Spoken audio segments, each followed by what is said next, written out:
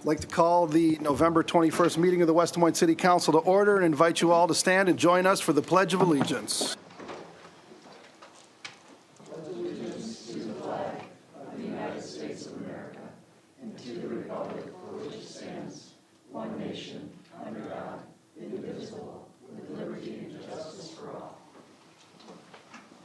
All right, look at this chipper crowd. All right, please sign in.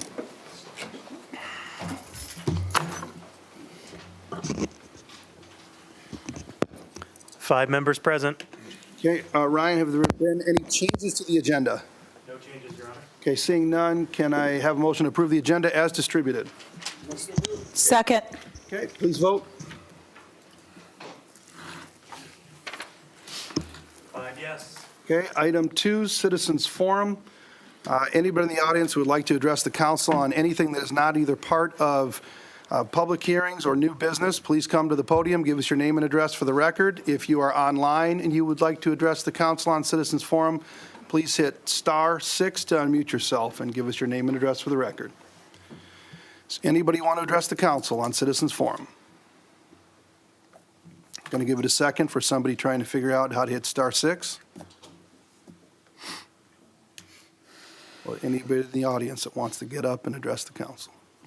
Seeing no takers, going once. Tom, get over there. All right, Citizens Forum is closed. We're going to move on to item 3, Mayor, Council, Manager Report, Other Entities Update.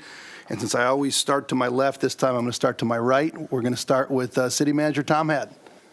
No report, Your Honor. Oh, beautiful, short and sweet. Councilman Hudson. Mr. Mayor, when you start to the left, it allows me to write some things down to prepare it. No, See, it's a pop quiz. You're the teacher. it is. I like it. Back at you. Of course. Thank you, Your Honor.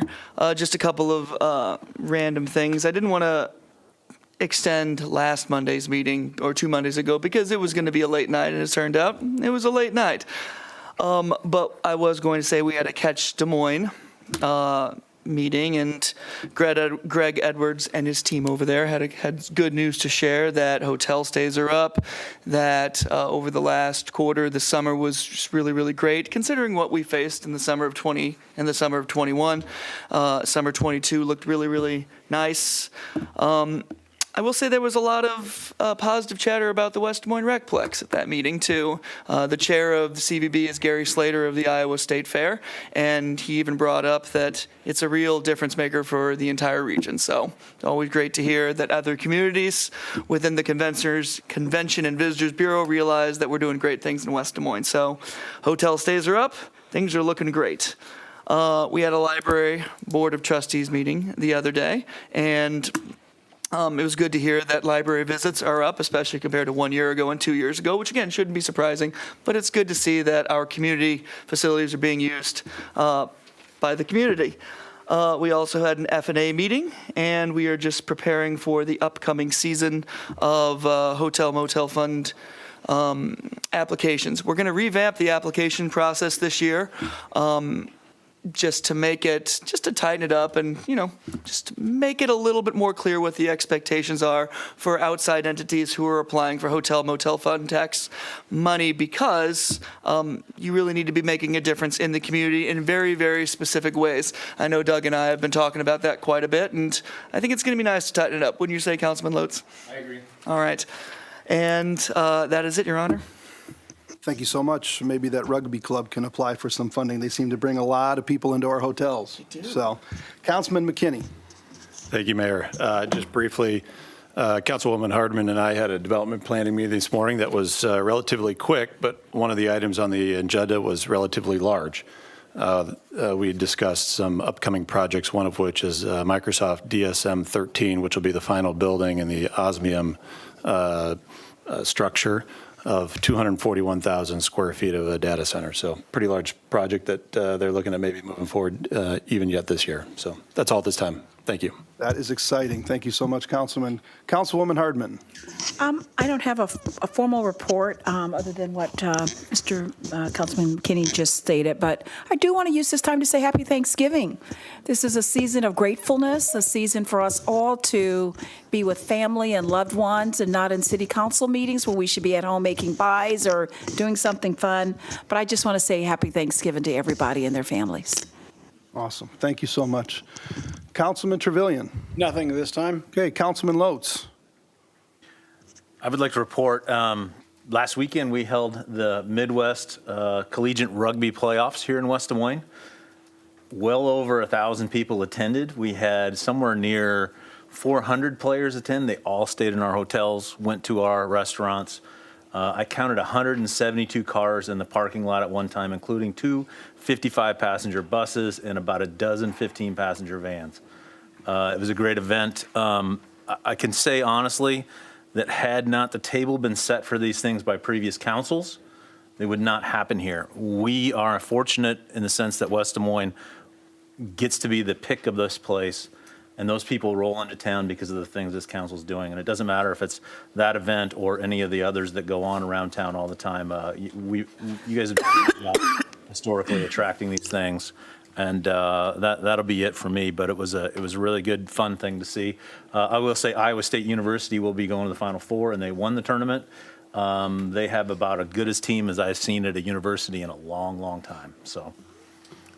Honestly, that is an incredible club that you guys have over there. It's an unbelievable event that really does bring a lot of heads to beds here in West Des Moines, and they ought to seriously consider taking a look at hotel funding in years to come. But that's amazing. We've had a long-standing relationship with the rugby club, Parks and Rec, and I know that's much appreciated. So.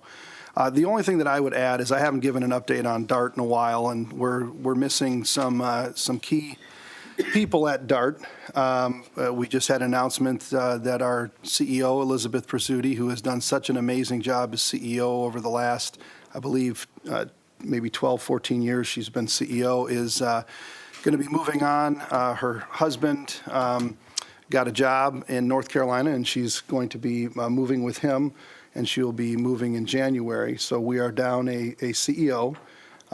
We are also down our human resources director, who's sitting in the back of the room there, and which was a great deal for us, maybe not such a great deal for DART. We are down a CFO. We just brought on a brand new COO. So a lot of things going on at DART, and I know that the DART Commission is going to be working hard putting together a search committee to come up with a new CEO, and plans are in place to do that, and going to be making some key hires over the next several months. We're also continuing to work to get that alternative revenue source to be able to provide sustainable funding for DART now and into the future, and also help hold down property taxes, and in many communities across the metro, reduce property taxes. But that is a significant lobbying effort that's going to be done up at the state capitol this year. It was done last year.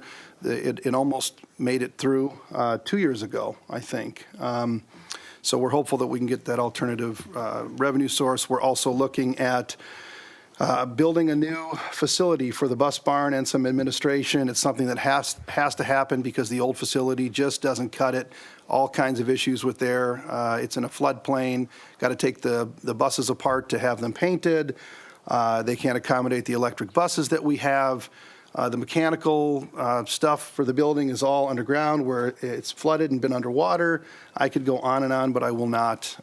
So we're looking at exploring a new facility as well, which with this, the inflation that we have, the labor shortage, the supply chain issues, the cost to do new facility has gotten pretty high, like a lot of other things that we've seen. So none of these things that we have before us are going to be easy, but we're going to do what we can to move forward and bring about stability in the organization and have a good future. So that is the only report that I have. And with that, I'll move on to consent agenda. Item 4. Are there any items that any council person would like to have pulled from the consent agenda? I'm going to start with Councilman McKinney. Thank you, Mayor. Yes, 4C3. Okay. 4C3. 4G1 Okay, 4G1 and 4L2. And or L2. like we've done in the past, I think I'm hopeful that because both 4G1 and 4L2 relate to the conduit, we could take them up together. G1 and L2. Okay. Anybody else have any other items they'd like to have pulled from the consent agenda? If not, I would take a motion on the remainder. So moved. Okay, is there a second? Second. Okay, please vote.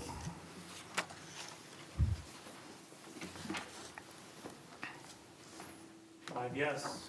Okay, item 4C3, Come and Go LC, doing business as Come and Go, number 3035, 7265 Vista Drive, Class LE liquor license with carryout beer, carryout wine, and Sunday sales renewal. Matt, I assume you're pulling this due to a potential conflict of interest? Correct. Yep. Okay, is there somebody that'd like to move this item? Move approval. Is there a second? Second. Okay, any discussion? Okay, please vote.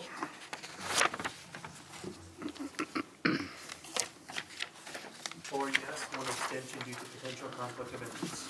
Okay, item 4G1 and 4L2 both have to do with the Digital Enterprise Conduit Deployment Segment 3, Phases 1, 2, and 3, and Digital Enterprise Conduit Deployment Segment 5, Phase 1.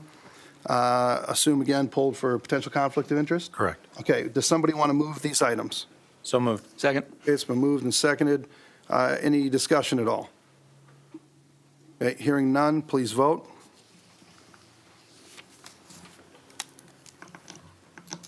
Four yes, one abstention due to potential conflict of interest. Okay, item 5, old business. Item 5A, reconsider update to the comprehensive plan, modify language of land use chapter and place type sheets to clarify intent for context sensitive development, eliminate reference to mapping of environmentally sensitive areas, and confirm intensity levels and best planning practices related to the alignment of land use classification, city initiated. We've got a motion to reconsider, and we've got a resolution for approval of modification to the language of the comprehensive plan land use chapter, place type sheet. We will take these separately. The motion can be made by anybody with exception, I guess anybody in the council, with exception of Matt, who I believe was not on the prevailing side. Motion to reconsider. Okay, is there a second? Second. Okay, any discussion? Okay, hearing none, please vote.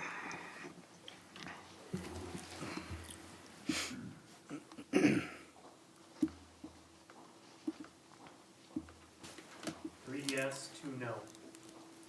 Okay, so that motion passes. Now we've got a resolution for approval of modification to language of the comprehensive plan, land use chapter, and place type sheets. Can I get a motion to approve the resolution? Motion to approve the resolution. Okay, is there a second? Second. Okay, it's been moved and seconded. Do we have some confusion, or are we good? Can I see the last vote? I Okay, can missed we- that. I'd like to see Can you that. tell us who voted yea and who voted nay on that And list? for, It was Reconsideration. McKinney and Trevelyan voted no. Okay, okay. and that makes sense, because they both, I think, voted no on the plan before. Okay. No, I can- voted on it. No, I you voted voted approval on the the first plan. time. Oh, you Yeah. did? I just don't think You we just need to wanna reconsider. Okay. Okay. That's my point. Okay. We need so to reconsider it. I think there's some confusion here about the motion. So. It's a motion to reconsider the vote that was taken. There's some clarification to the language that we're going to be doing in the resolution, and so we're reconsidering it so that we can clarify what is in the comprehensive plan. And if I could have Lynn come up and just give us a quick rundown as to some of the items that we are clarifying in here.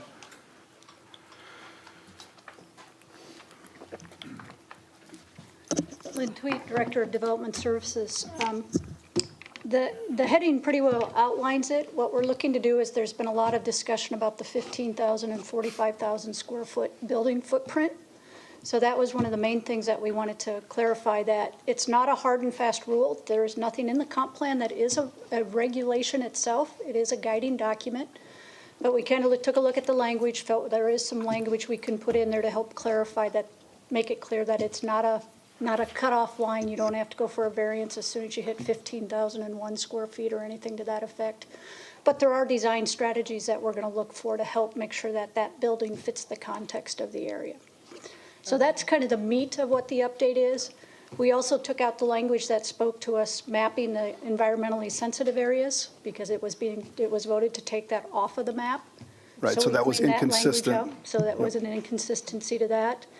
And then just again, there was one that we don't want industrial high or the multi-use high next to single family, and there wasn't really a clear statement to that effect, so it was again just kind of beefing up that language to make it clear that best planning practices would say you just don't put your highest intense use next to your single family. So that's kind of the meat of what these changes were.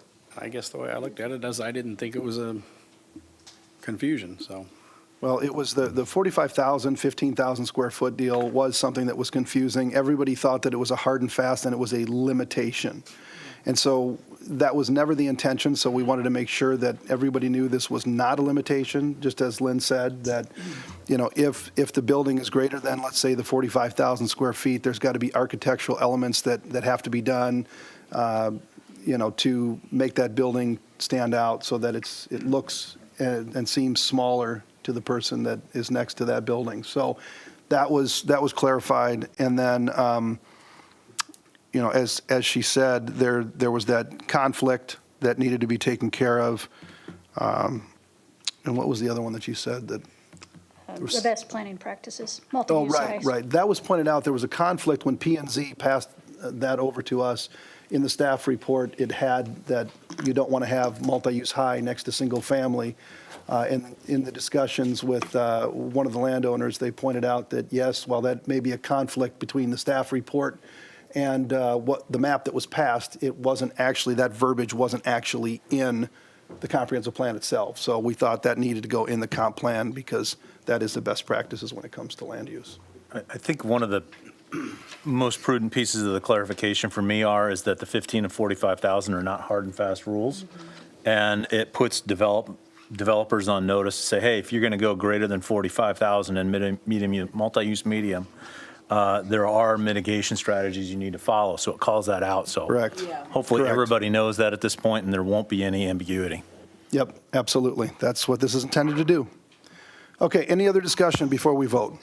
Yeah, I'd just say, thank you, Mayor. I think this is definitely a step in the right direction. I think I appreciate that we're moving in this direction. I think, you know, that night back in October, most of the folks that came up had concerns about this item. And so definitely a step in the right direction. I have other concerns that I outlined before, but I think we're heading in the right direction. Thank you for your comments. Any other comments, concerns, questions before we vote? Okay, thanks, Lynn. Okay, hearing none, please vote.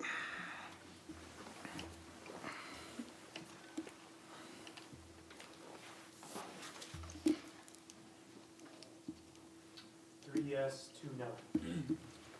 Okay, item 5A is adopted. Moving on to 5B, comprehensive plan land use map, provide direction to staff which land use classification or classifications to apply. And this is involving the McKinney property.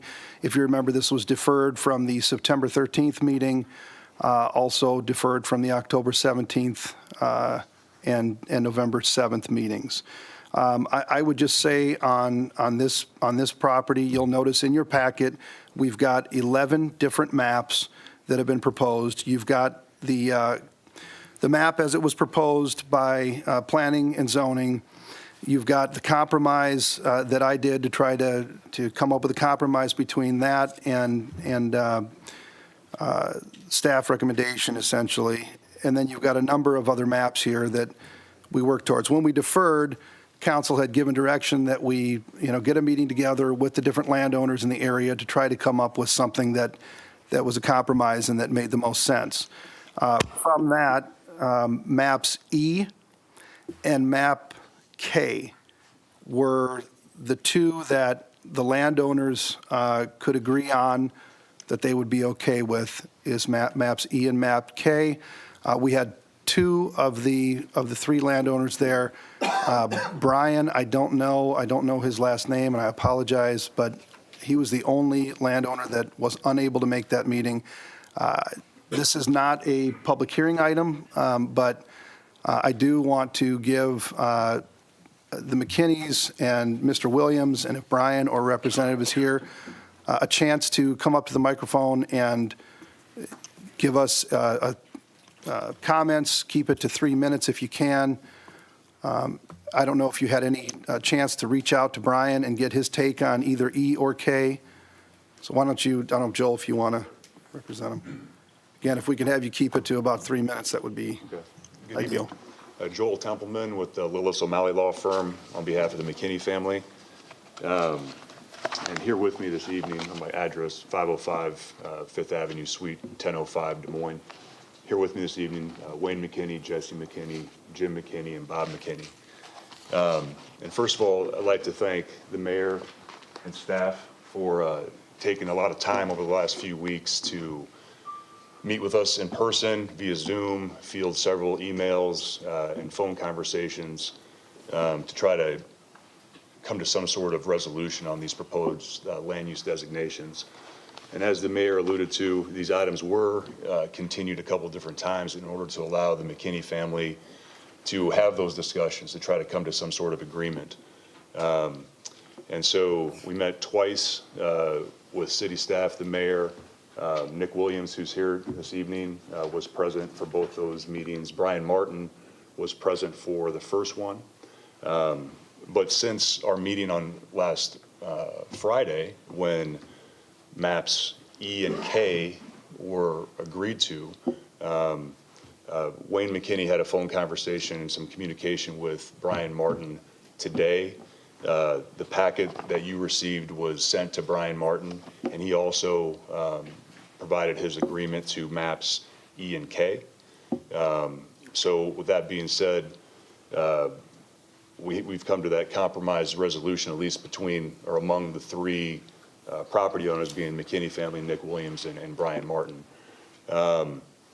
And so what we'd like to ask of you this evening would be, as it relates to those two maps, that's what I'd like to at least focus on, not all 11 of them. And between E and K, the McKinneys prefer map K, which is in the packet, and as you can all see, that is the proposed land use designation in map K provides for multi-use medium north of Boonville Road and west of the property. And then north of Boonville Road, east of the draw would be industrial low, and then south of Boonville Road would be multi-use high.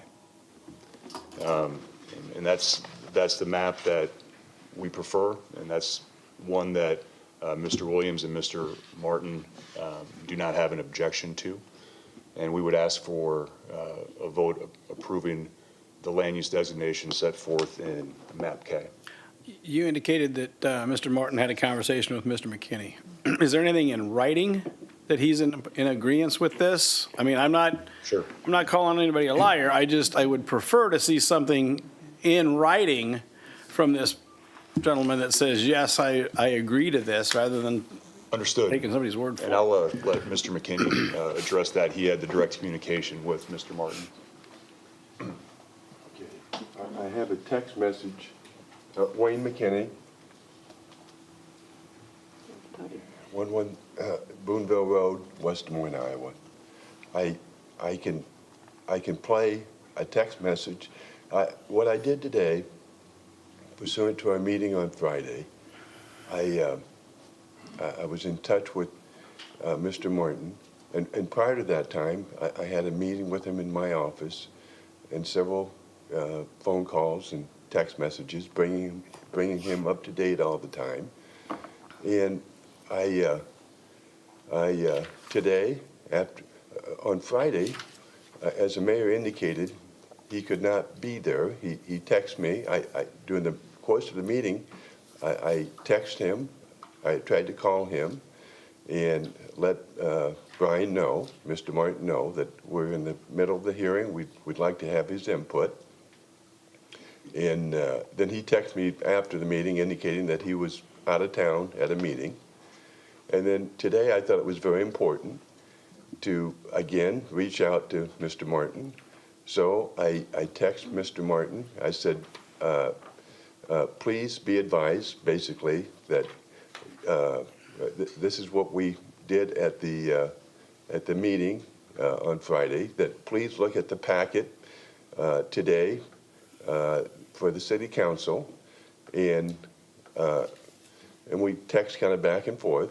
And I said, you know, Mr. Martin, what I'll do, I'll have my secretary email you the packet, or not the packet, but how to get into the packet. But anyway, so he texted me back, and I can try to play that text for you. He texted me back, and he said he's okay with map E or K, and he was happy with that because he did not want multi-use high next to his property, but he's okay with multi-use medium, so he's okay with maps E and K. And Councilman Trevelyan, I'd be more than happy if I can, maybe my daughter can get that text for you and you can look at it.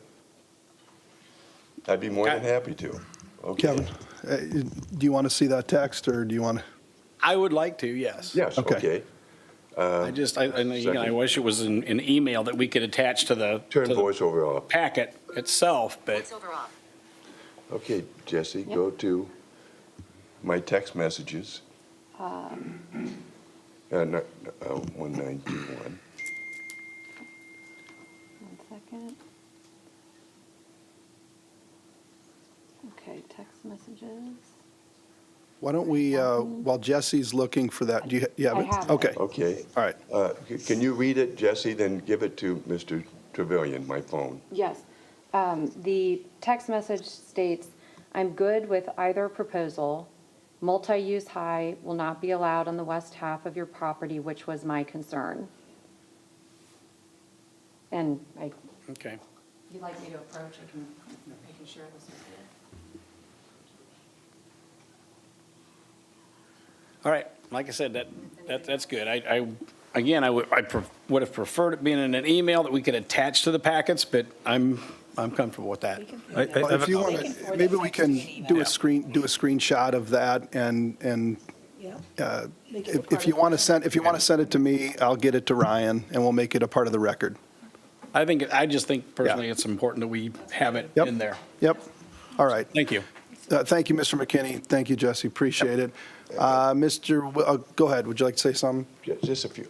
Okay. I would like to thank the mayor and staff, and most importantly, my neighbors. I follow the instruction of the city council. I met with Mr. Williams, with Nick, 2 or 3 times in my office. I really appreciate that. He was so courteous to give me time. I met with Nick again at a meeting we had at City Hall. That was great. Then we had our Zoom meeting, and he was at a big event, and he took the time out, a special time out, to be part of that Zoom meeting. I really appreciate that. And I appreciated the time that myself and Mr. Martin spent at my office, the times that we've spent emailing back and forth and texting and phone calls. I think it was a great idea for the council to instruct us to do that. And I really appreciate that. And I think the compromise that we came up with on maps E and K, it took a lot of time over the last 2 or 3 weeks, but I think it was a very worthwhile project to do. And, and that's what all the property owners can live with. And I would like to reiterate what Joel said, that our preference of the 2 maps would be K. And it does have multi-use high south of Boonville Road, and we think that's a great place for that. It's right next to Microsoft, and I think it's going to be a great way for the city to have a return of their investment, of their $100 million. It's at the intersection of Grand Avenue and Grand Prairie Parkway, 2 major arterials. I think it's great. It's going to be right close to the $13 million overpass. So I think it's going to provide great flexibility. I think it's going to be a great thing for the city to recoup their investment. Yeah. Thank you, Mr. McKinney. you. Appreciate it. Mr. Williams, would you like to come up and say a few words? I agree with Mr. McKinney. I think this has been, you all directed us to get together and try to come up with something that made sense, that everybody can live with. I think there's been a great effort made to get to that point. I think maps E and K show that. But go ahead, Nick, if you want to give us your name and address for the Yep, record, too. Nick Williams, 34097 V Place, Waukee for now. And, I just wanted to make a couple comments to say, it's nice that the guy whose mom was a Spanish teacher and dad melted brass in a foundry, and the guy whose wife was born on a dirt floor in the Philippines, that the city council gave us a feeling that we mattered and that you slowed things down to allow us to have a chance to have a conversation. Where I've learned along the way that you don't always get that conversation just because you're a neighbor. You got to be reading the paper. You have to be alert. You have to understand what's going on. You have to show that you're not only invested in your property, but your city and your community around you. So for me to, just see that, I want to say thank you to the mayor and to the city council for allowing my wife and I that opportunity to have our voice be heard. We don't own the land that's across from us, but we really appreciated the opportunity to get a chance to have a discussion about that. And I will say, as a member of the millennials, barely, that a handshake unfortunately doesn't mean anything in our generation. It needs to be in writing, and it needs to be from the attorney. Unfortunately, it's sad, but I still believe in it. I do believe in a handshake. I believe what was said, and I wasn't a part of it, so I have to trust those who were here were. But I've done my best, as well as working with both neighbors, Brian Martin and the McKinneys, to make sure I understood what that handshake meant, and we could do our best to honor that. So, I'm okay as well with the maps that you guys are presenting. And again, I just wanted to say thank you for the opportunity. Nick, what was your reason for agreeing, I guess, with E or K? Because there is a fair amount of difference between the two. If you don't mind, I think there's- the letters well, changed on me. Okay. There's just a slight, I think there's just a slight difference between the two. That's C and D. So K basically has, on the west side of the property, it's multi-use medium, and on the east side of the property, it's industrial low. Both of those are the same. There's one difference, and it is that area that's just south of Boonville Road. So E and K are the two that we're going between.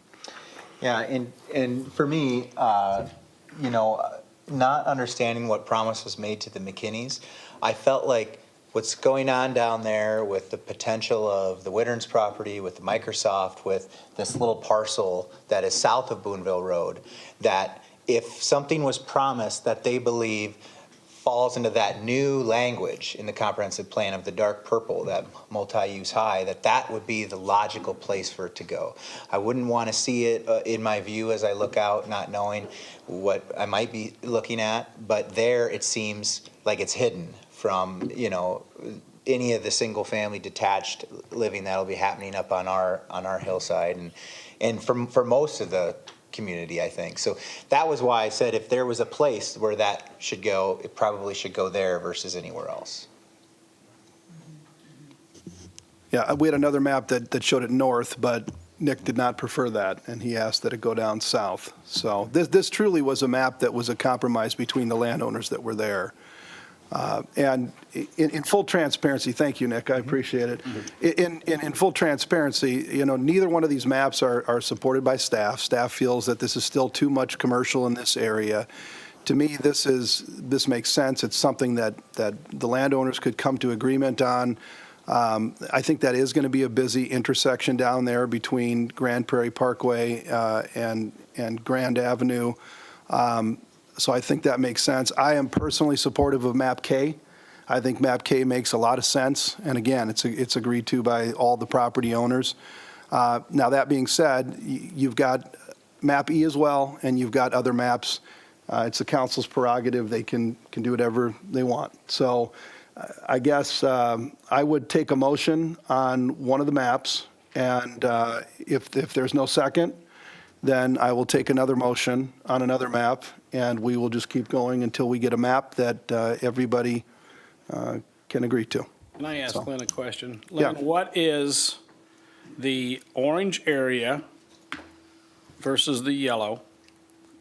And then what is the purple area versus the gray? What's just kind of a snapshot of what could be allowed?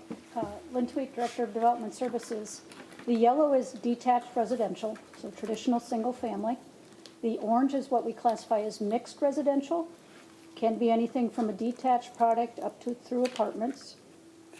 The grays are your industrial levels. Either your light gray is your low industrial, your darker gray is your higher industrial, and it's really just the activities and the intensity of what happens there. And then the same thing with the purples. That's your multi-use, which can be office, commercial, limited impact industrial, can be residential. The difference really kind of between them again is the scale of development. The lightest purple being the smallest scale, neighborhood scale, the medium purple being a community scale, and the darkest purple being a regional scale. So Jordan Creek Town Center today is a dark purple, is the way we would classify generally that.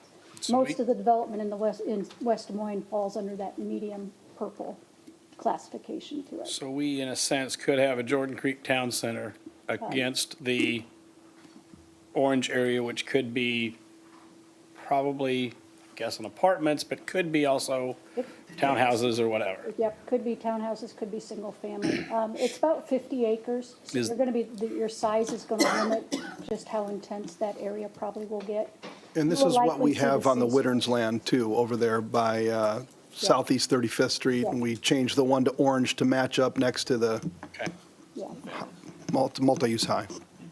What currently do we have out against Jordan Creek Town Center? From a land use standpoint? Yeah. Most of that is your regional commercial is wrapping around the Jordan Creek Town Center. As you know, today's land uses, they're split out. So we have high density, we have medium density, regional commercial, some community commercial, Should be the same thing we'd have on K, or Yeah. could have on K. right? Okay. Thank you. Any other questions before we take a motion in a second and see where we go from there? Any other questions, comments? Okay. Yeah, Lynn. So just looking at map E and K, I'm going to focus up on the northwest part, which is right below the word stagecoach there, which is medium purple, which would be your medium, what's the word?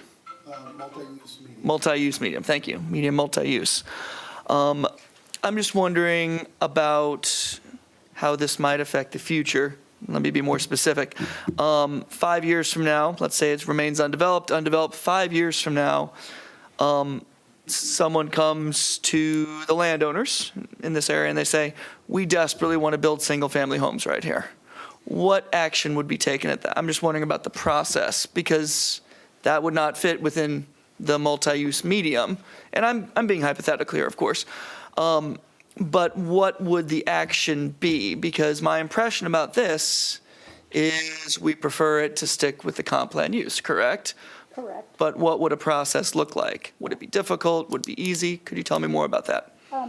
In general, you would be considering probably going down in intensity, which is often more acceptable than trying to go up. So the medium purple does not allow single-family detached. It allows all attached type residential. So it would be a comprehensive plan amendment to reclassify it from multi-use medium to either multi-use low or all the way down to detached residential, just depending on scale of what they're looking to do.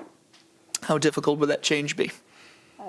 Again, we're going down. Generally, it would not be a difficult task to do. Take some time to do it, but it's normally not that hard. What we want to avoid, though, doing is just little pockets here and there of those kind of changes. So it's really kind of meant that these areas are kind of, you're adding in beyond what we already thought we needed. So Well- for me to change it, I'm going to be more Sure. supportive of it than I Well, would and- be if it's going the other way, I guess is the way to say it. But in general, because we have so much flexibility, the thought was is that we really shouldn't have to do a lot of changes to this map, just to accommodate development. Right, and I was going to say, that was the point of the flexibility, to not have so many comp plan amendments like the 111, 118, whatever it is, I've lost track, that we've done in this part of the city that we are doing the comp plan on. That being said, being very realistic, it's not that this is going to solve all of the comp plan amendments. We're still going to have some after doing this, More than just not nearly as many, hopefully. Russ, I've got a question for McKinney's. All right, November 14th, it says the property owner request per email of November 14th. You guys were asking for map E. 4 days later, then map K came along. I'm just, what changed that now you wanted the deep purple? I can answer that one, Kevin. That one came, they actually had a map that they sent before this. I could tell you which map it was. See? It was map C. And map C was, staff did not support it at all. And so at that point in time, they then had sent map D, getting rid of the multi-use high below Boonville. And that was one of the maps that we went into this meeting with the property owners on, and it made sense, we thought, to have the multi-use high in that spot, but when Mr. Williams saw that, he did not like that, and he asked if we could move the multi-use high south of Boonville rather than north of Boonville. And so that's how we got here. But that didn't answer my question, because map E doesn't have any multi-use high. Right, they didn't, That's what I'm asking. How did we Yeah. get from not needing or not wanting multi-use high on November 14th? So I'd like to have the McKinneys address this, Your Honor, not okay, you. okay. How did you get from not wanting multi-use high to then 4 days later requesting it? I'm just curious, what? I think it's the order in which these maps came in, So, but, Joel Templeman again.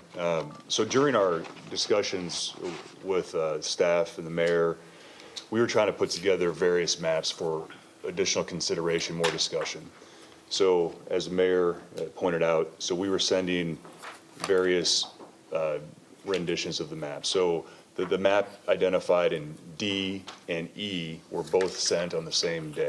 So November 14th, those were both emailed, I believe, to the mayor, and the mayor then sent that on to staff. And so on the 14th, there was a portion of the property with multi-use high at the same time that we sent the other one shown in E. And then the only reason why the map identified in D ultimately changed was during our meeting on November 18th, last Friday, because that's when we got the feedback from Mr. Williams that he didn't want to have the multi-use high north of Boonville, that he would prefer it to be south of Boonville. And that's why, seriously, during the Zoom meeting, Lynn was able to actually, draw the map you see on K while we're having our discussions, and people then gave their feedback. And it was at that point in time that E and K were selected by the property owners.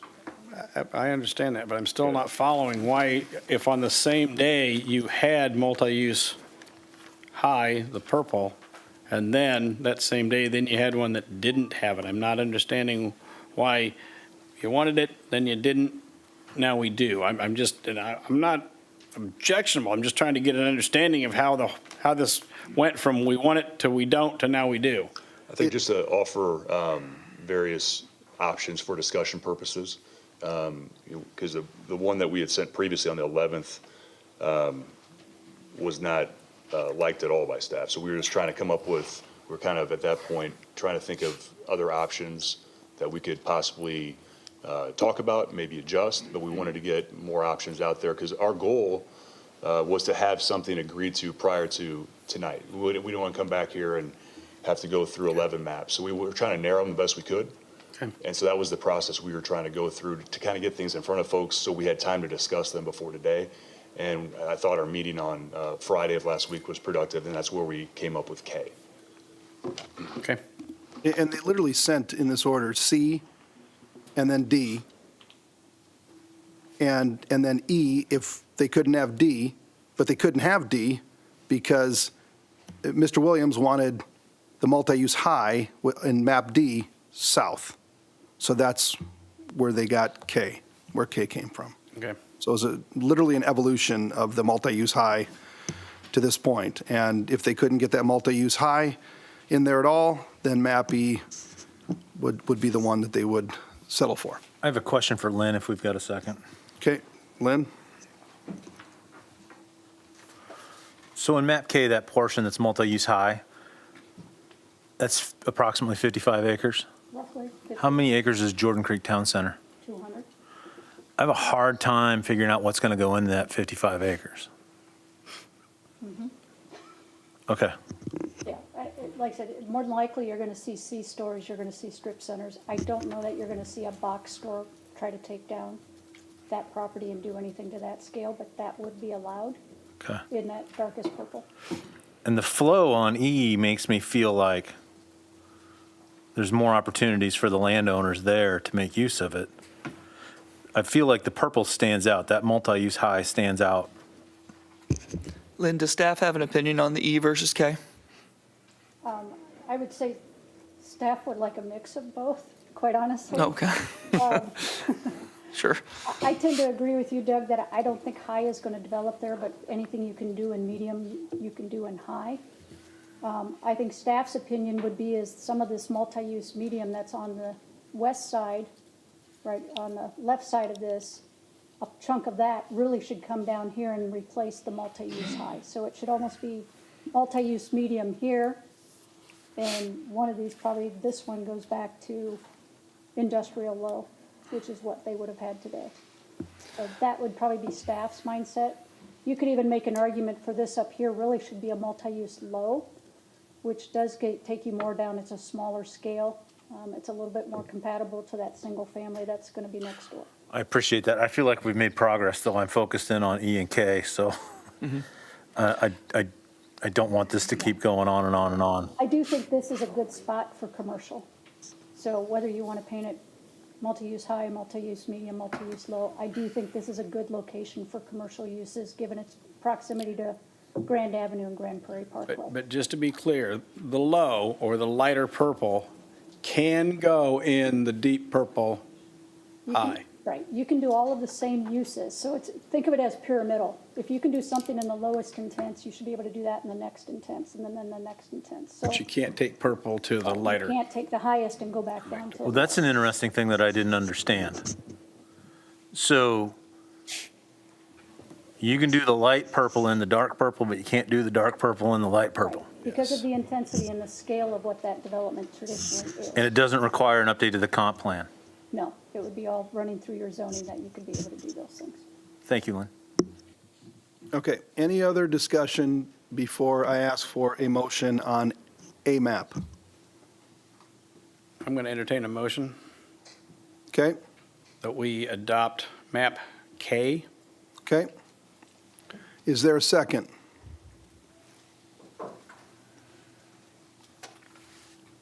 Okay, no second? Okay, hearing no second, the motion dies for lack of a second. Okay, anybody want to make another motion? Yeah, I'll make a motion for map E. Okay, is there a second? I'll second that one only because I think just the flow is better and I think E's preferable. Okay, well, like I said, I'm supportive of K, but, I think at least we're picking one of these, which the landowners all agreed to, so. You weren't opposed to E either, were you? No, not opposed to E. I just think that K gives us an option there to get something that frankly will get more tax revenue from, as Mr. McKinney talked about with our $100 million investment. So it just left the options open, and I appreciated Kevin's motion. But, okay, so we've got a motion, a second, on map E. Is there any other discussion before we vote? Yeah, I wanted to share a few things. I appreciate everything. I really, really do. The first thing between E and K, the difference, of course, is that dark purple area, the high use. The more and more I've been thinking about it, I really want to encourage the staff to limit that high density as much as we possibly can going forward because, well, for a number of reasons. And so that's the primary reason why. I'm really, really happy that letter E is acceptable to everybody too. I'm incredibly proud that everyone got together. You were chatting about how neighbors don't always talk to one another, but the fact that we got to actually do this, that the city worked together, staff, that you spent time. I know, Karen, I know you have a lot of things to do. I know you do. But the fact that Lynn, you and Karen, and the entire team sat down with property owners to do this, I think that's a real difference maker. And looking at Map E, I don't think it gets everybody what everybody wants in all different ways. I know city staff, I know you would prefer something else than this, and I appreciate that. But ultimately, I think E might be the best fit for right now, considering the lack of dark purple, which at this exact moment, not a fan of right at that specific spot. And I know the mayor, I know we disagree, and that does happen sometimes. That's okay. But also understanding, not that I'm encouraging future switches of the comp plan, but that door is always open. It really, really is. And I think future councils are always willing to listen to when there's opportunities. And maybe Grand Prairie Parkway, there may be some really, really exciting opportunities there. But I'm supportive of letter E at this particular time. Okay. Thank you so much for your comments. Any other comments before we vote? I'll just say this is one of the most difficult things I've had to consider. Yep. In my year on the council.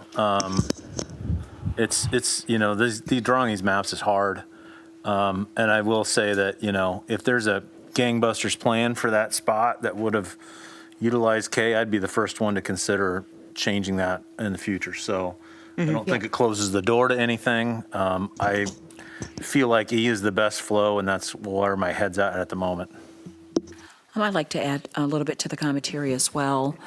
You indicated this is kind of one of the most difficult decisions in a year or so, probably one of the most difficult ones here, and I'm 5 years.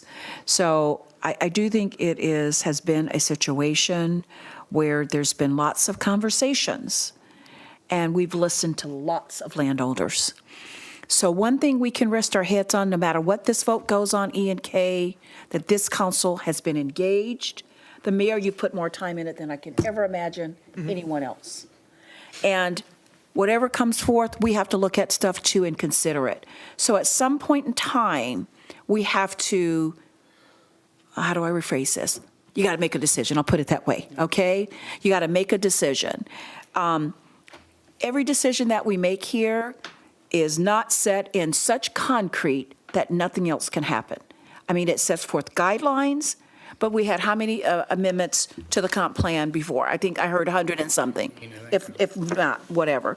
So I just want to say that for all the time that has been put into listening to landowners, I really appreciate that because we are elected officials and need to listen, but not everyone's going to get everything that they want.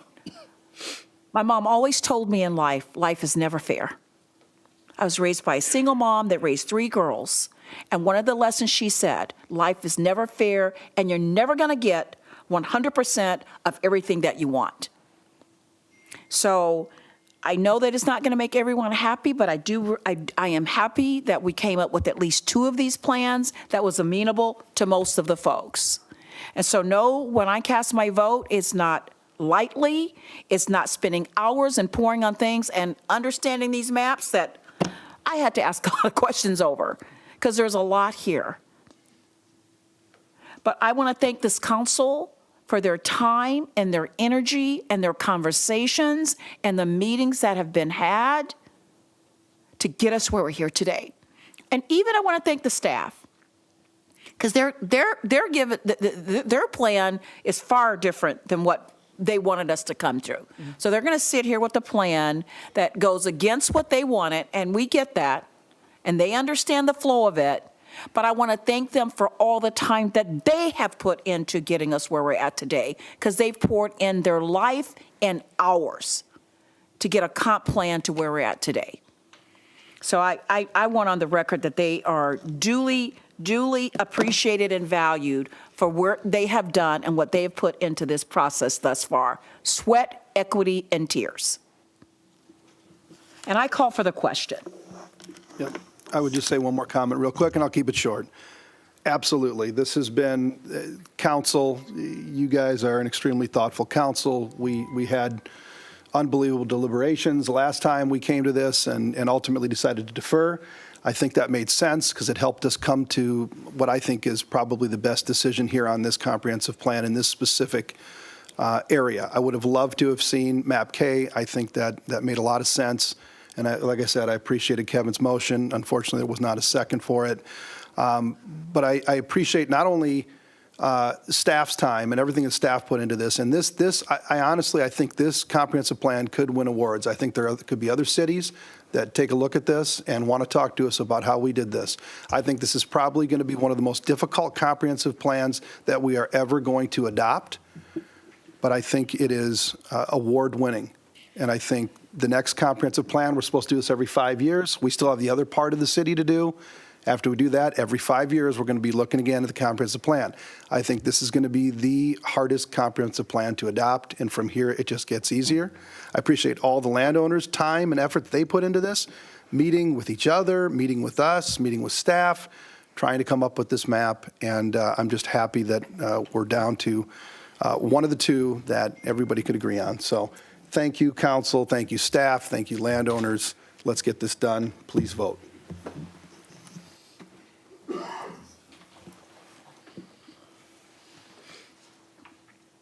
4 yes, 1 abstention due to potential conflict of interest. Okay, item 5B passes, and we are now on to 5C. McKinney's, Mr. Williams, thank you so much for being here. Really appreciate Everyone, it. appreciate it. Okay, item 5C, termination of the Iowa Clinic Urban Renewal Area. We have second reading, waiver of third reading, and adoption in final form. And there's been no change from the previous reading. Could I get a motion to consider the second reading? So moved. Okay, is there a second? Second. Okay, any discussion? Okay, hearing none, please vote.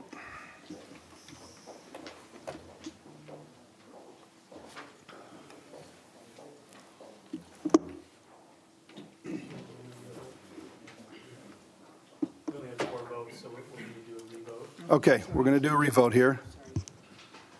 Okay, please vote.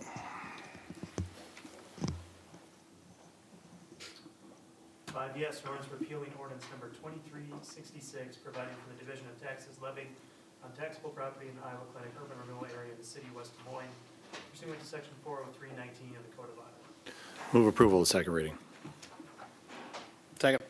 Okay, please vote.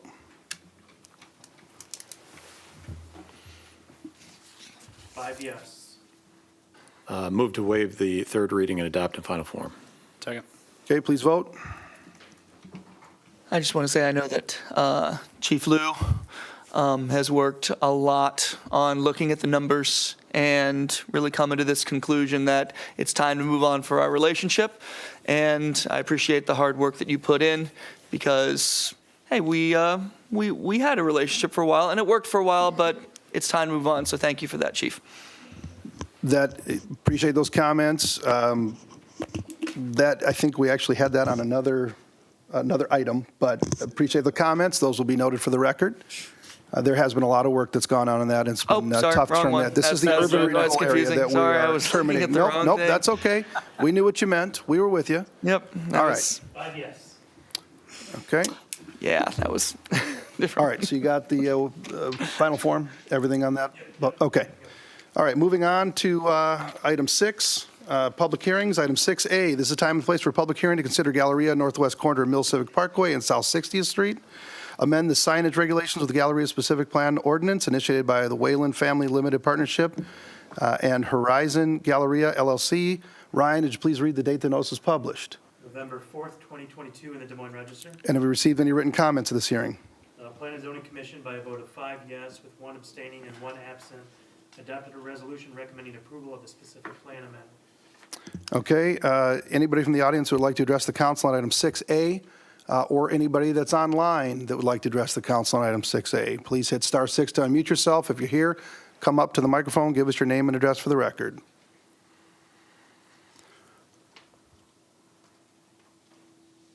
Okay, hearing no one, I will declare the public hearing closed. We've got an ordinance for approval of the first reading. There are no outstanding issues.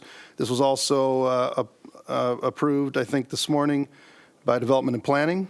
I would assume approved? Yes. In their meeting? Okay, and unanimously. Can I get a motion to consider Motion the to consider the first reading? Okay, is there a second? Second. Okay, any discussion? Okay, hearing none, please vote.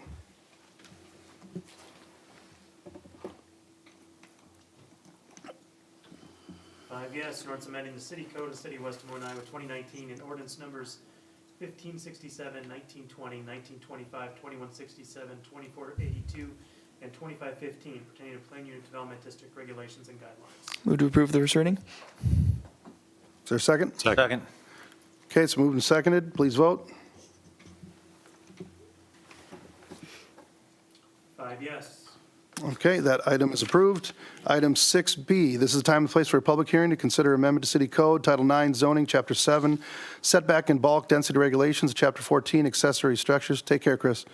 Modify regulations pertaining to fences with footprint lots, initiated by the Caliber Iowa LLC. Ryan, would you please read the date notice was published? November 4th, 2022, in the Des Moines Register. And have you received any written comments to this hearing? The Planning and Zoning Commission, by a vote of 6 yes with 1 absent, adopted a resolution recommending approval of the ordinance amendment. Okay, anybody in the audience that would like to address the council on item 6B, please come to the podium. Give us your name and address for the record, and anybody online that would like to address the council, please hit star 6 to unmute yourself and give us your name and address for the record. Okay, come on up. Hello, Drew Lindeman with Epcon Communities and Clarity Construction, 2873 104th Street in Urbandale. Just want to give you guys a brief history of this. So we built active adult communities, Courtyards of Kings Landing here in Des Moines, or in West Des Moines. We worked with Caliber Development to develop this community. During zoning, we had started as a PUD and then shifted to our current zoning on footprint lots. And at this time period, we didn't realize that footprint lots did not allow fencing. That was our mistake. But moving forward, our request here today was based on the intent that we always wanted to allow fences in this HOA community. We have done fences in our prior communities, being in Ankeny and Clive, and actually Epcon we're a franchise of. They do them nationally. So our covenants are based on those communities. And our covenants do talk about fencing and the process to gain approval of fencing. Right now, that would be through the declarant, who is Justin Bauer, our owner. But here shortly, it'll shift over to the HOA as that's transitioning in January. The issue was brought to our attention when a fencing permit was denied. We did have a few homeowners that received their permits, but then we had a few that then got denied. We actually had one homeowner that made it as far as having the posts installed before they were stopped. So that's kind of how it got brought to our attention. And then we started working with Lynn and the city, hoping to see this code change. So I appreciate it. Well, I appreciate you being here, and I really appreciate development and planning, too, and staff working through this to come up with something that made sense, that took care of the public safety issue and I guess the visual issue of having fences. So I think what you all worked through and what staff helped come up with is really makes a lot of sense here. So thank you, appreciate it. Okay. Anybody else would like to address the council on item 6B? Anybody in the chamber or anybody online, hit star 6 to unmute yourself. Okay, seeing and hearing no one, I'll declare the public hearing closed. We've got an ordinance for approval of the first reading. And again, Development and Planning did work through this with staff to come up with what I think is an excellent ordinance when dealing with fences and allowing them on footprint lots. I don't think we can come up with anything better, so. Move consideration of the first reading. Second. Okay, any discussion? I'd just echo, Mayor, just so to speak relative to the development and planning. Councilwoman Harbin and I spent a lot of time. There were some folks in the room worked through all of the, I think, concerns that were expressed, because at the end of the day, if an HOA wants to have a more restrictive set of rules, they certainly can. And And so I guess at the end of the day, we all found, I think, a good spot. And it sounds like, as we explore different types of housing, as an example, the picket fences community, these sorts of changes to our ordinances are required. Well, thank you all for working through that, and thank you, staff, for helping come up with a very creative solution to this, and one that, again, pays attention to public safety as well. So, all right, any other discussion on this before we vote? Okay, hearing none, please vote.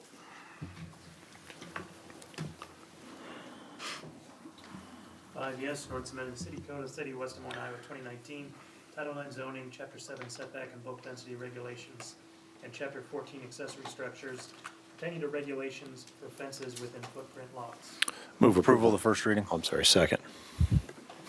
All right, please vote. Five yes. Okay, item 6B is approved. Item 6C, this is the time and the place for a public hearing to consider not to exceed $5.2 million of stormwater revenue capital loan notes initiated by the city of West Des Moines.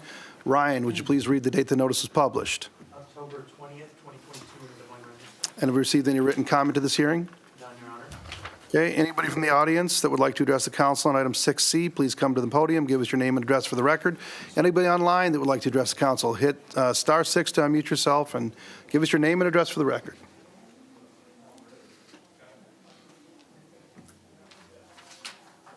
Okay, seeing and hearing no one, I'll declare the public hearing closed, and we've got a resolution to institute proceedings to take additional action. There are no outstanding issues, and this was approved unanimously by Finance Administration. Can I get a motion to approve the resolution? So moved. Second. Okay, it's moved and seconded. Any discussion? Okay, hearing none, please vote.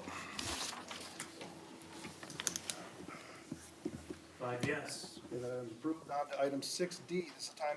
Sorry, on to item 6D, this is the time and the place for a public hearing to consider A Street reconstruction, I-235 to Clegg Road, initiated by City of West Des Moines. Ryan, would you please read the notice is published? November 4th, 2022, in the Des Moines Register. And have we received any written comment to this hearing? None, Your Honor. Okay, anybody from the audience would like to address the council on item 6D, please come up to the podium, give us your name and address for the record. Anybody online, hit star 6 to unmute yourself and do the same.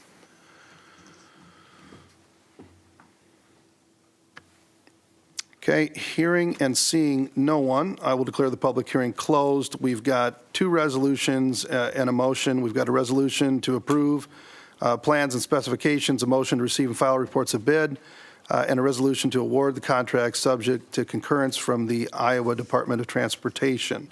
I want to thank Councilman McKinney and others for working through this project and making sure. I also want to thank engineering for keeping the road open at all times for the businesses and any homeowners that may need to get there. I think that's a huge issue. I've seen construction projects like this where people can't get to these businesses and the businesses can barely hang on. So I know it's going to be rough on them as is, but appreciate that there's going to be an opening to those businesses. Can I get a motion to approve? So moved. Okay, is there a second? Second.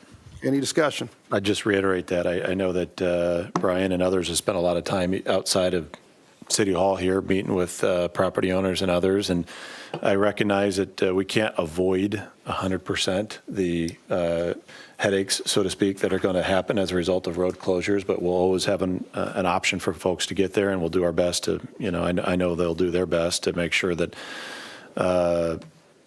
impact is minimized as much as possible. Any other discussion? I will know that the bid came in 10% above engineer estimate. This is mainly due to the world that we live in now. Labor shortage and supply chain issues, and rebidding it wouldn't make any sense, unlike the next item that we'll be dealing with. So, okay, please vote. Yes. Okay, item 6E. This is the time and the place for a public hearing to consider 2022 stormwater intake repair program initiated by City of West Des Moines. Ryan, would you please read the date notice is published? November 4th, 2022, in the Des Moines Register. And have we received any written comment to this hearing? None, Your Honor.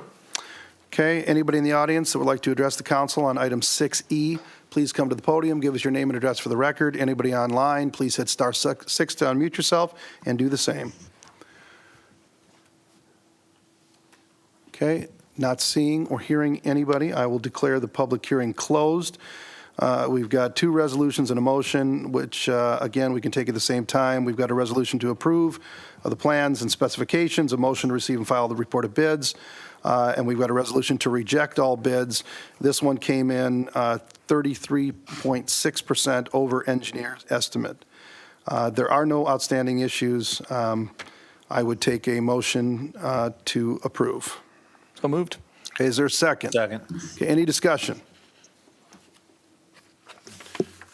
Okay, I know staff's going to be working hard to try to pair this project with other projects, try to get the cost down and do other things they can, but being 33% over, I do appreciate the recommendation to reject this. Please vote.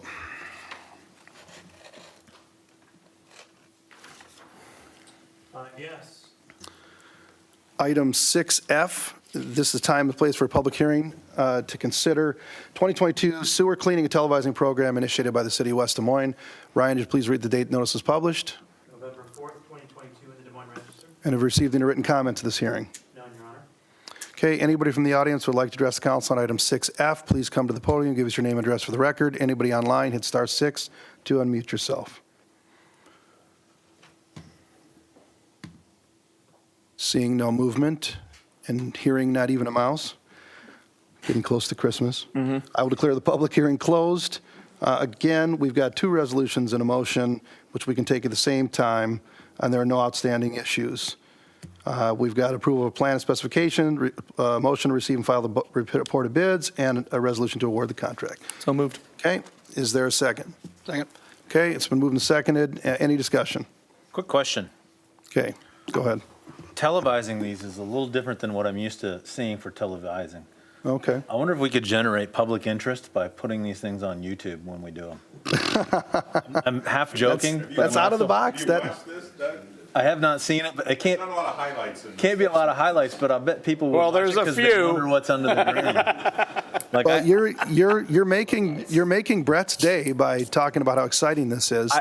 This is something that I've said before is maybe not the sexiest thing that we do, but it's super duper important. it And would be a perfect example of where taxpayer dollars go. okay. And why their sewers won't back up and stuff because of I the things was that we're going to say doing. that's okay. I think it's a good use. Okay. We don't have to publish all of them all the time, but throw one of them out there.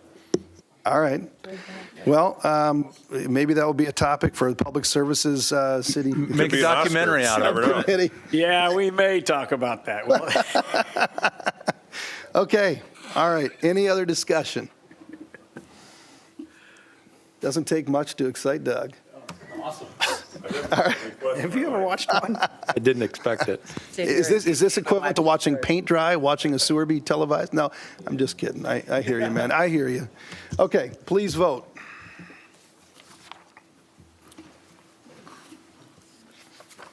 Yes. Okay. All right, moving on to new business. Item 7A, South Branch Mini Storage, 4650 Southeast Army Post Road, approved site plan to allow mini storage buildings and outdoor storage yard. SBBP JV21 LLC. We have, there are no outstanding issues. I'm sorry, we've got approval of site plan, acceptance associated legal documents. There are no outstanding issues, but there are two conditions of approval. The developer will be allowed to install foundations, footings, private utilities, and drives at their own risk, but will be prohibited from storing vehicles on the site or anything else, and from above-ground construction, from doing above-ground construction before the water is provided to the site. Second, the developer has to provide stormwater facility, as-built drawings, and certification of construction before any occupancy permit is provided, or any vehicles or anything is stored on the property. This was approved unanimously by both Planning and Zoning and Development and Planning, and with that, I would take a motion to approve. So moved. Okay, is there a second? Second. Any discussion? Okay, hearing none, please vote. 5 yes. I would just say I appreciate staff working with the applicant on this, to try to get, work with Waterworks, try to get the water to this site. I know it's not easy. I know the applicant wants to get moving. So, item 7B, plat of survey parcels 2021-46 and 2021-47 northeast corner of Grand Avenue and Fuller Road. Approved plat of survey to define parcels on each side of Jordan Creek to allow the transfer of ownership, Walnut Creek Community Church. We have got an approval and release of the plat of survey. There are no outstanding issues, but 2 conditions of approval. The first condition is that the applicant acknowledges this is just being done for transfer of ownership, and the second condition that a plat of survey for each individual lot be done through the city subdivision process prior to any physical development of any lot in the plat of survey. Can I get a motion to approve the resolution? So moved. Okay, is there a second? Second. Okay, I thought that was going to die for lack of a second. Thanks for saving it. Word. Okay, any discussion? Okay, hearing none, please vote. 5 yes. Okay, item 7C, Amendment to City Code, amend Title 4, Health and Safety Regulations, Chapter 10, Maintenance of Foreclosing Properties, Section 3, Registration Requirements, subsection A, to change which department within the city registers foreclosure properties. We have got an ordinance for approval of the first reading, and there are no outstanding issues. Can I get a motion? Move for approval? Okay, is there a second? Second. Okay, any discussion?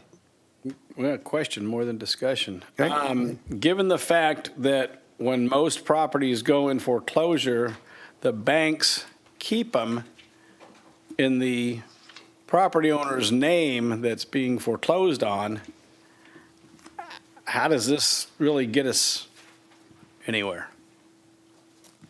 Well, the bank, when it goes into foreclosure, go ahead, Doug. I was going to say, the bank doesn't keep it in the property owner's name until they take possession of it, and there's a court proceeding, right? Well, I know through code enforcement that we deal with a lot of properties that we know in our hearts they're in foreclosure, but if you look at the county assessor's website, it shows that it's in, John Smith's or John Doe's name, and that the mailing address is the property that is empty. So that's what I'm not following, how this really. But as Councilman Loetz, I think, was going to say, until you have a judicial decree of the foreclosure, it'll stay in the property owner's name. When you get the judicial decree, that's when the banks are obligated, the holder of that, to register this with the city. Yeah, but a lot of times that takes well over a year to get anything done. I mean, if it's going to help us, fine. From my experience with code enforcement, I don't know that we're going to get that much help with this, but, okay. Well, this is a tough thing, and I think we've all dealt with this, and so to the extent that this helps us even a little bit, we'll take it, because oftentimes we get nuisance properties, as you know, and then we've tried to work on abatement and trying to shorten that process so that the neighbors in the area can get some relief. Man, I tell you, for the time that it takes to get this done, it's really difficult for those that live around these properties that have been foreclosed, and maybe the people haven't taken care of it. But we do need to give those people time under law to be able to take care of themselves. But I'm hoping this will help us a little bit, because we will take anything we can get on it. So, all right. Any other discussion before we vote? Hearing none, please vote. 5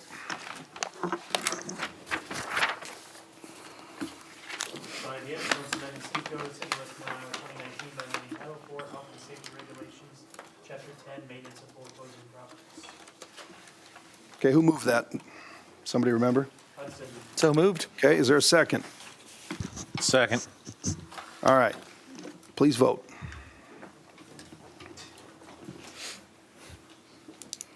5 yes. Okay, item 8, receive, file, and/or refer. We have no items to receive, file, or refer. Item 9, other matters. Are there any other matters any councilperson would like to raise at this time? Yes, there is. Okay, go ahead, At Councilman. our last council meeting, we voted on the master plan guidelines.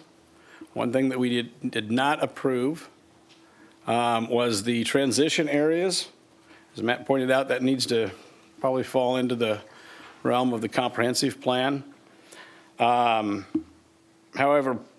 previous to this, we did approve the Railroad Avenue areas, which really is another name for the transition areas because you're changing the zoning from one thing to another. So my thought is that we need to go back and change that and hold that off as well for the comprehensive plan. I don't know what the difference is between the two, other than what we called them. I guess what I would say is that, you know, this committee that worked so hard, they worked through each one of the areas, and I was really impressed that they subdivided all these areas so that they could put their wishes and their preferences on each one of these specific areas. I think within the Railroad Avenue corridor itself, there were quadrants that they even worked on there, talking about height of the building and what could be done. One side of the street on the, what would it be, I guess, the north versus the south side of the street. So I don't know, I think this was done on purpose so that they could have a say on that, but Clyde, comments on that? Clyde Evans, Community Economic Development Director. We shouldn't confuse zoning with design guidelines, okay? These are not, we're not changing the zoning at this point in time. That is something that it's going to have to come forward future, okay? What the council approved was anything that was built within these particular areas. This is how it has to be constructed in terms of appearance and layout, different things like that. It's not zoning. That is coming forward in the future. What about the height and different things like that? Was that? Those are design guidelines. Right, so it does That'll determine be that. translated into the actual zoning ordinance. Okay.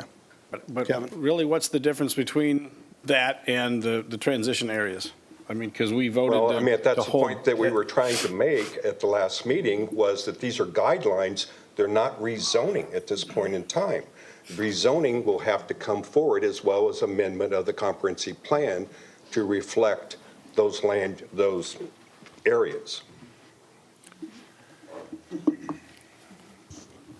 If I could just share a couple items here, I can appreciate where Councilman Trevillion's talking in terms of transition zones and Railroad 1 and Railroad 2, which I believe to be the two on either side of Fifth Street there on the north side.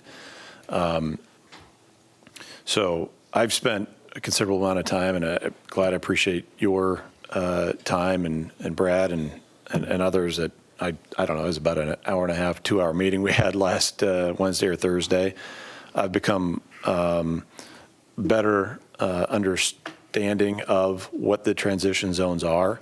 There are a couple of things that I'm still trying to work through relative to single family. We're all very, I think, supportive of, workforce housing. And so some things that I've kind of thought through and that I hope to be able to get back to Clyde on. And so, I hear what you're saying, Councilman, and I don't know how it all fits together in terms of I need to understand a little bit more about what is in railroad or R1 and R2 that's single family versus what's already commercial. So are you asking for an action tonight or just?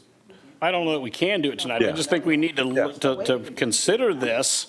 Yeah. Maybe the next council meeting, because I don't see what the difference is between railroad and the transition areas. And the majority of us felt that it made sense to pull the transition areas, and I think we need to go back and look at doing the same thing with the railroad areas. I hate to keep going back over this thing. I mean, we had an entire committee full of people, representatives from the business district down there, residents from different neighborhood associations down there. We tried to get as many people involved as possible. We had time for public comment at every meeting. Meetings went hours and hours and hours on end. They went in and they divided it to let everybody take a look. Do you want this area to have a certain height requirement versus this area? So they broke it out into multiple different quadrants. We've had hours and hours and hours and hours and hours of debate on this. Renee, I know you were at every meeting and sat there. for long, long periods of time. I attended a couple meetings. I just don't know why we're going to go back in and revisit this again. I mean, we're going to tell how many citizens that sat on this thing, that came to a decision on this, your decision was wrong? We haven't done that to this point, except for the other council meeting, when we did tell them, no, it's wrong. You know, Matt, you and I took a walk down there. You and I have never been more impressed by the decisions that were made together as a unit with this group. Went to what Renee said tonight. Is everybody always going to get 100% of what they want? No. But I think that committee worked really well together to get this thing done and to get us to the point that we're at right now. And we want to relitigate the entire thing and rehash it all? How many more meetings are we going to dedicate to this? I think we've got it as good as we possibly can get it. There's a difference of what you can do on one side of railroad versus the other, because they were cognizant of the fact that there were single-family homes on the one side, but not the other. How many more hours and hours and hours of debate and relitigating this are we going to have? Mr. Mayor, and to be clear, and Kevin, I appreciate what you shared. The specific reason why I wanted to readdress the transition area on the north side, the 300, 400, 500 block, well, whatever, whichever one it was because there was a sitting petition from all of the people on that street. And because there was that petition that existed that hadn't been addressed yet, that's why I was in favor of pulling that specifically. I'm unaware of any petition for those other zones. So that's why I wanted to be clear why I wanted that zone specifically, because that petition was important to me. Well, and as far as that goes, if you want to bring in the people on Fifth, Mike King and his neighbors, and talk about that situation, they're going to need to know that what they want to do is going to single-handedly devalue their properties. Right now, they've got the best of both worlds. They are legal non-conforming. Somebody can buy those properties and turn them into a business. Everybody here knows that when somebody can buy a commercial property, you're going to pay more for that property. If every one of those residents on that block want to devalue their property, that's their prerogative, and we can have that conversation. I don't think they understand that that's what it's going to do. And that's a different thing from the transition zones, but. Well, I guess For someone, go ahead, Renee. okay. Again, as I said last council meeting, for someone who sat in on predominantly most of the meetings and this work that we empowered a committee to do and to provide us with the recommendations. And when we left that committee, that is what they agreed to. And as I said at the last meeting, honestly, for us to try to unravel decisions that have been made in months and months and months and months and months of meetings, I think it's a farce to the people that spent their time and their evening trying to make good on what's best in their opinion. And there were diverse thoughts, there were diverse people, there were diverse opinions. And that is what the work was. That is what the work was. And so I'm a firm believer in processes that allow for engagement and dialogue and hopefully consensus or decisions. And that's what the work of that group was, not some one or two persons coming back to try to lobby for something different. On the work of all these folks that came out on their evenings away from their families to make some decisions that helped us do what we need to do. That's not the way the process should be working. That's my personal opinion, and I feel strongly about that, and I feel the work of that committee was thorough. No, there was some give and take. Everybody didn't agree, but we came out with a process and a plan. And we should stick by it to the degree that we can. Otherwise, let's get everybody back together for months and months to discuss it.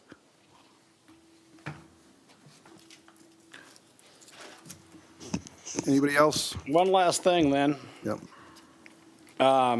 Clyde indicated that with the 500 block at the last meeting, the 500 block, the guidelines that were applied to the 1, 2, and I think 300 block do not apply to the 500 block. And I think that also is a mistake that needs to be rectified. So I don't know exactly how we do that, but if it's part of the Historic Valley Junction Business District and the guidelines apply in the 100 block of the Historic Valley Junction Business District, why wouldn't they apply in the 500 block? What's the difference? Clyde Evans, Community and Economic Development Director, because the proposal that the committee approved was for 1 through 400 block to be Historic Valley Junction, okay, to be the mixed-use area.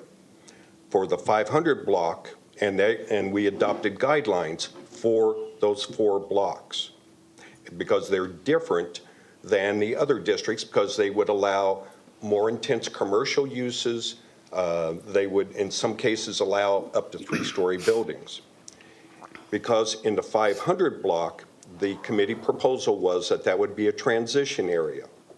And to apply the guidelines for the first 4 blocks to that area would not be appropriate because that's not what that area is designated.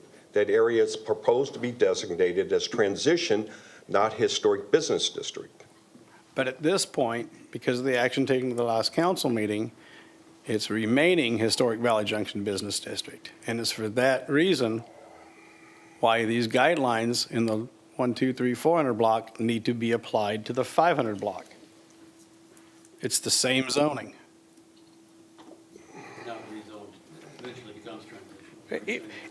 If it becomes transitional, then obviously those guidelines would go away because you've changed it. You've changed the zoning. But currently, yesterday, today, and tomorrow, that is going to be Historic Valley Junction Business District, correct? It's zoned that way. Yes, But yes. that's zoned that Right way, now it as has- is the 100 block, Right right? now, it has no guidelines on it. Exactly, but the 100 block is also zoned Historic Valley Junction Business and has guidelines. Correct. So what's the difference between the 100 and 500?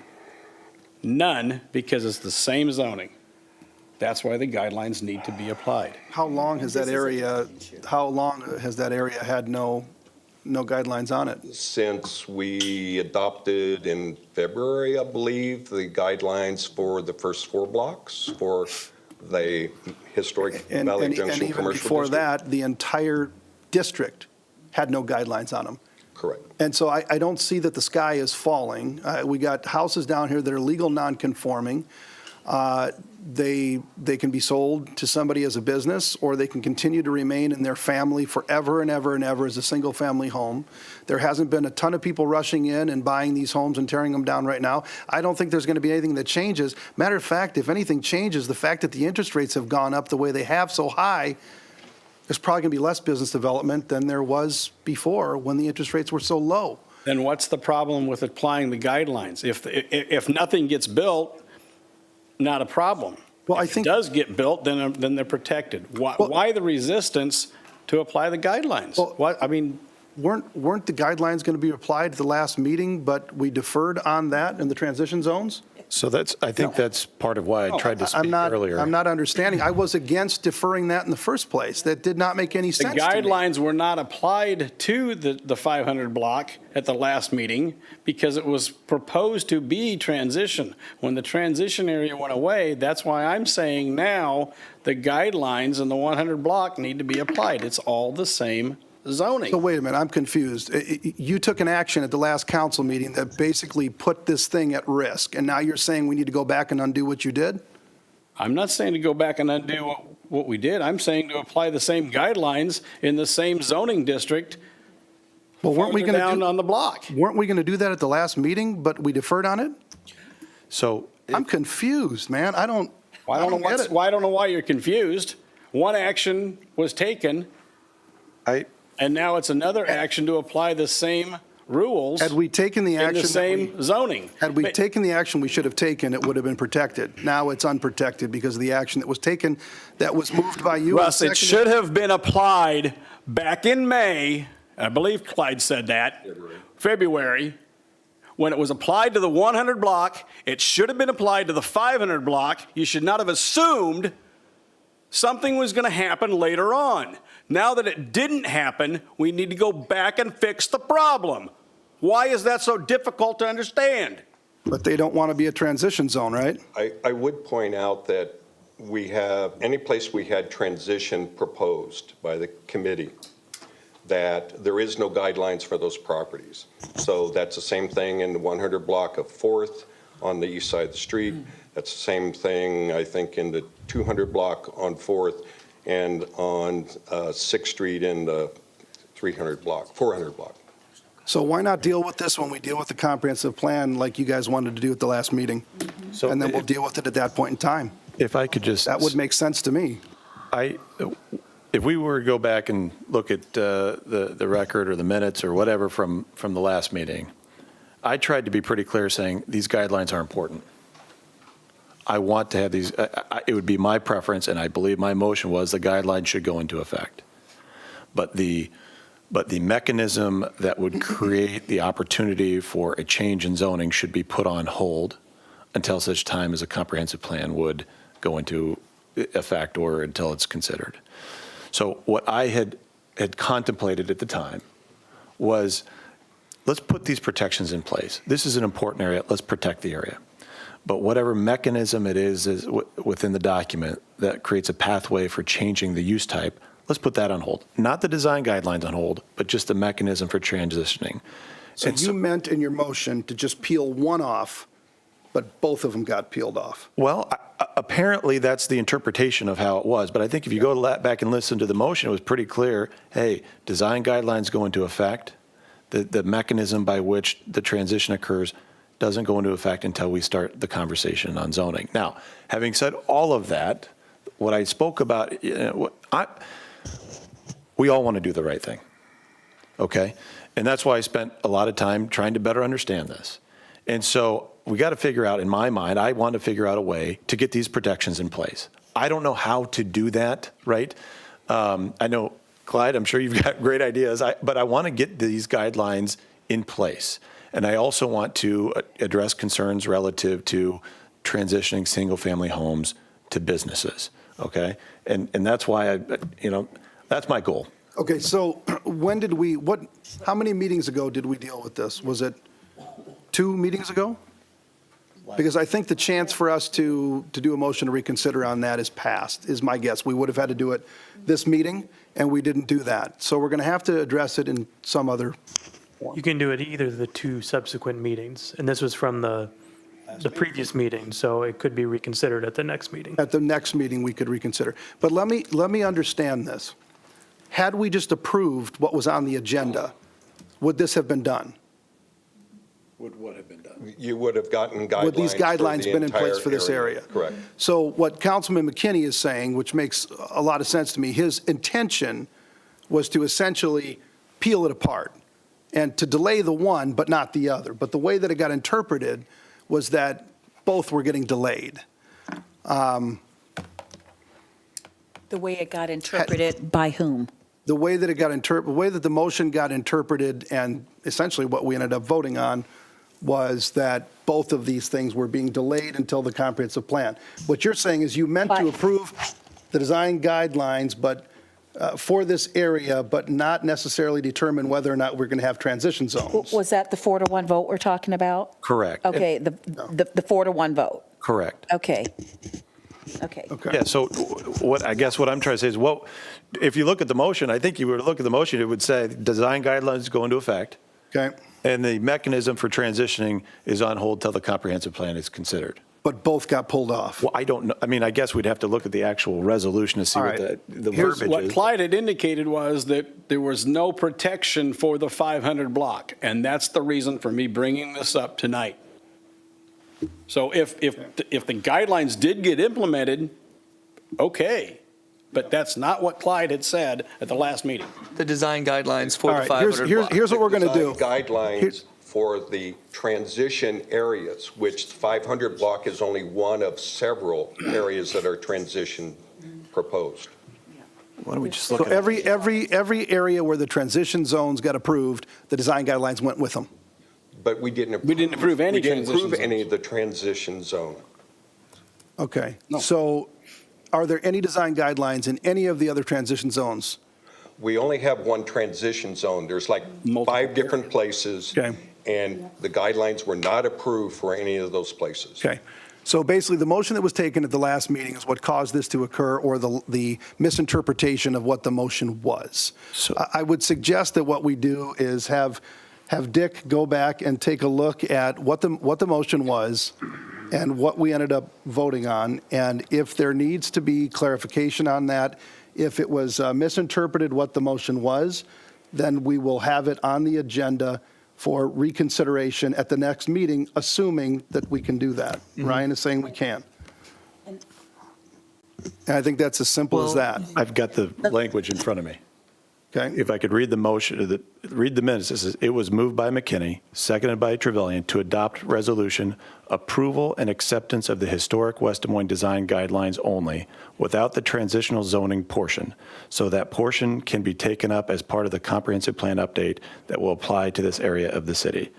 And Mayor Trimble inquired, city attorney stated he believes all these things, and ultimately, you've got the vote down here.